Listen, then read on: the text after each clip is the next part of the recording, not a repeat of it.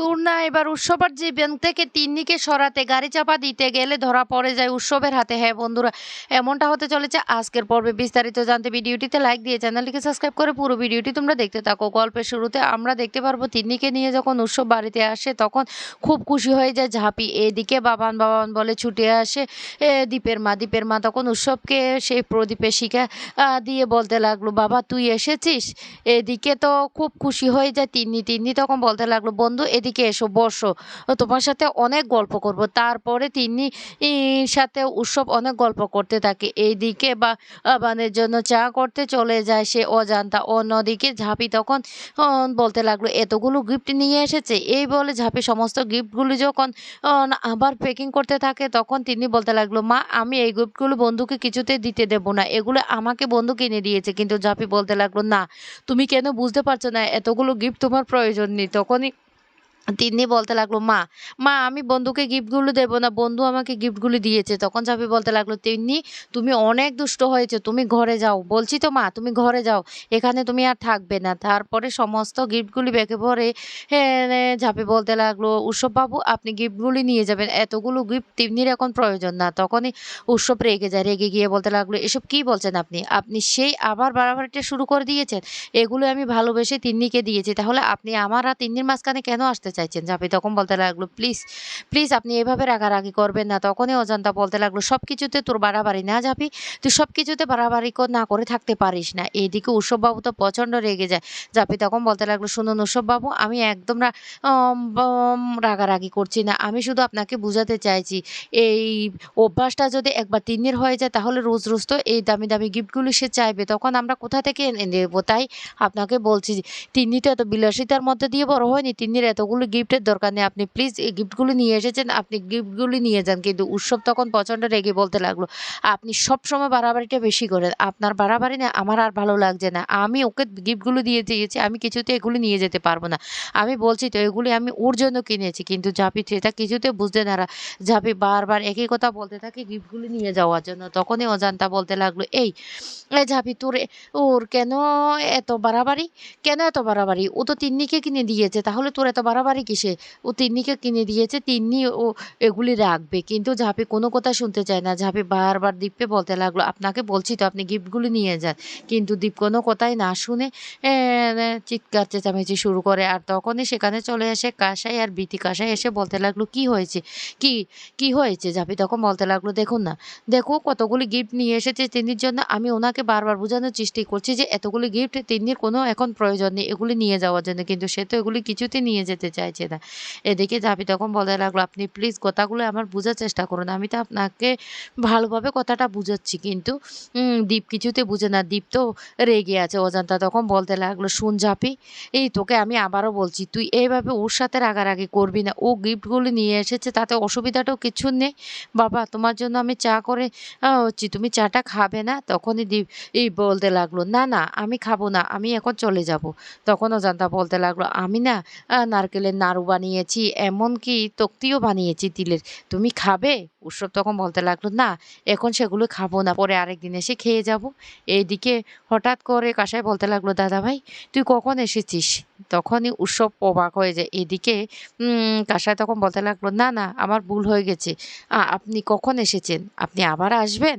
তখন দীপ বলতে লাগলো, শুনুন আপনাদেরকে আমি আগেও বলেছি, আপনি এখনও বলছি, আপনারা বারবার গুলিয়ে ফেলছেন কেন, আমি এই দীপ নই, আপনাদের ছেলে নই, সেটা তো আমি বারবার আপনাকে বলেছি। তখনই অজান্তা এসে বলতে লাগলো, বাবা তুমি রাগারাগি করো না, ও সবসময় এমনটা করে, তুমি তো জানি ভালোবেসে তিন্নিকে এই খেলনাগুলি কিনে দিয়েছো, থাক ওগুলি তিন্নি খেলবে। তখনই ঝাঁপির মনে হয়, ঝাঁপি তখন বলতে লাগলো, সত্যিই তো জেঠিমা আবার ও চলে গেলে রাগারাগি শুরু করবে, কি বলতে কি বলবে, আমি মনে হয় অনেকটা বাড়াবাড়ি করছি, উনি তো ভালোবেসে তিন্নিকে জিনিসটা দিয়েছেন, না না আমার উচিত হচ্ছে না এইভাবে রাগারাগিটা করা। এদিকে উৎসব কাসাইকে বলতে লাগলো, আমি কারো দাদা নই, আমার বোন আছে।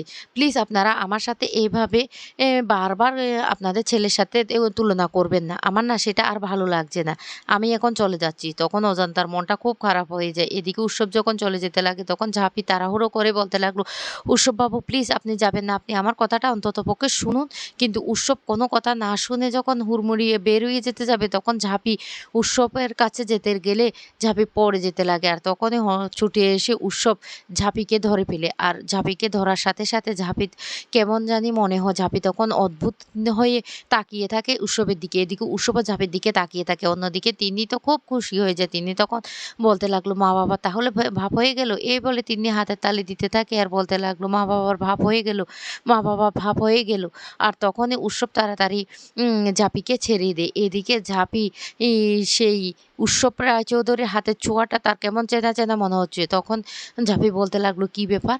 আর এই ছোঁয়াটা আমার কেমন জানি না চেনা মনে হচ্ছে।" অন্যদিকে উৎসব তখন সেখান থেকে বেরিয়ে চলে যায়। তখন তিন্নির মনটা খারাপ হয়ে যায়। তিন্নি তখন বলতে লাগলো, "মাটাও না আবার সেই ঝগড়া করেছে।" এদিকে তো ঝাঁপির বারবার মনে হতে থাকে তাদের সে পুরনো স্মৃতিগুলি। ঝাঁপি কিছুতেই ভুলতে পারে না। ঝাঁপি তখন বলতে লাগলো, "এই ছোঁয়াটা আমার বড্ড চেনা, চেনা লাগছে। খুব কাছের কেউ ছোঁয়া মনে হচ্ছে। কেন এমনটা মনে হচ্ছে? না এভাবে তো চললে হবে না। আমাকে সমস্ত কিছু ও এম খোঁজখবর ভালো করে নিয়ে দেখতে হবে।" তারপরে ঝাঁপি বলতে লাগলো, "আমাকে একবার উজ্জয়িনী ম্যামকে ফোন করতে হবে। উজ্জয়িনী ম্যামকে তো আমি সমস্তটা বলেছি। এই উজ্জয়িনী ম্যামকে ফোন করে সবটা জানাতে হবে।" অন্যদিকে উৎসব যখন সেখান থেকে চলে যায় তখন প্রচণ্ড রেগে যায় অজান্তা। অজান্তা তখন ঝাঁপিকে বলতে লাগলো, "এই ঝাঁপি তুই এটা কেন করলি? কেন করলি? আমার ছেলে এতদিন পর বাড়ি ফিরে এসেছে। তুই আমার ছেলের সাথে কেন এমনটা করলি? সবসময় তুই কি ঝামেলা না পাকিয়ে থাকতে পারিস না?" কাসাই তখন বলতে লাগলো, "ও মামা তুমি কেন জাপিকে এভাবে কথা বলছো? জাপির তো কোনো দোষ নেই। জাপি তো সত্যি কথাই বলেছে। এতটুকু ছোট বাচ্চার এতগুলো গিফট যদি একদিনে পেয়ে যায় তাহলে সেটা কি হবে তুমি বুঝতে পারছো না?" তখন অজান্তা বলতে লাগলো, "হ্যাঁ রে, তোরা কি বুঝবি একজন মায়ের দুঃখ? একজন মায়ের সন্তান হারানোর দুঃখ তো তোদের বুঝার ক্ষমতা নেই। তাই তোরা সেটা বুঝবি না। আর তোরা তো কোনোদিন ঝাপির যে কাজ সেটা তোরা খারাপ কোনোদিন দেখিস না। সবসময় তো ঝাপিকে ভালোই দেখিস।" এই বলে সেখান থেকে রেগে অজান্তা ঘরে চলে যায়। এদিকে ঝাঁপি কান্নাকাটি করতে থাকে আর বলতে লাগলো, "ও এ এ কি সত্যি তাহলে আমার আর ওই মানুষটাই আমার কাছে এসেছে। আমি তো কিছু বুঝতে পারছি না।" তখন সেই মুহূর্তে উজ্জয়িনী ম্যামরা চলে আসে। উজ্জয়িনী ম্যাম এসে বলতে লাগলো, "ঝাঁপি আমরা সমস্ত খোঁজখবর লাগিয়ে তদন্ত করে জানতে পেরেছি যে উৎসববাবু আর দীপ্তার্ঘবাবু এক লোক নয়, দুজন আলাদা। তার থেকে বড় বিষয় হলো উৎসব রায়চৌধুরী মেরিট। তখনই আমরা শিওর হতে পেরেছি। এই দেখুন ছবি।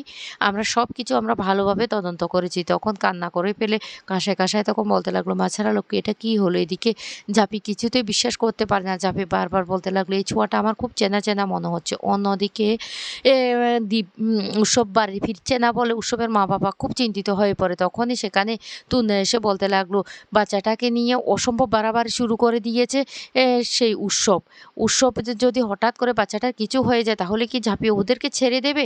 এইদিকে আহির তখন বলতে লাগলো, "কিচ্ছু হবে না। বরং ওই বাচ্চাটাকে পেয়ে উৎসব এখন খুব হাসি খুশি আছে।" অন্যদিকে টুনা তখন বলতে লাগলো, "আমি বুঝতে পারছি এবার রাস্তা থেকে ওই বাচ্চা মেয়েটাকে সরাতে হবে।" এইদিকে ঝাঁপির সে মা সেই তিন্নিকে জিজ্ঞাসা করতে থাকে তার রান্না করা খাবার তার ছেলে খেয়েছে কিনা। আর খেয়েছে শুনে খুব খুশি হয়ে যায়। অন্যদিকে দেখা যায় পরের দিন যখন তিন্নি স্কুলে যেতে লাগে তখনই টুনা গাড়ি চাপা দিয়ে মেরে ফেলার চেষ্টা করে সেই ছোট্ট তিন্নিটাকে। আর ওকে বাঁচিয়ে এনে উৎসব আর তখনই হাতে নাতে ধরে ফেলে তূর্ণাকে। তো বন্ধুরা কেমন লাগলো আজকের পর্বটি?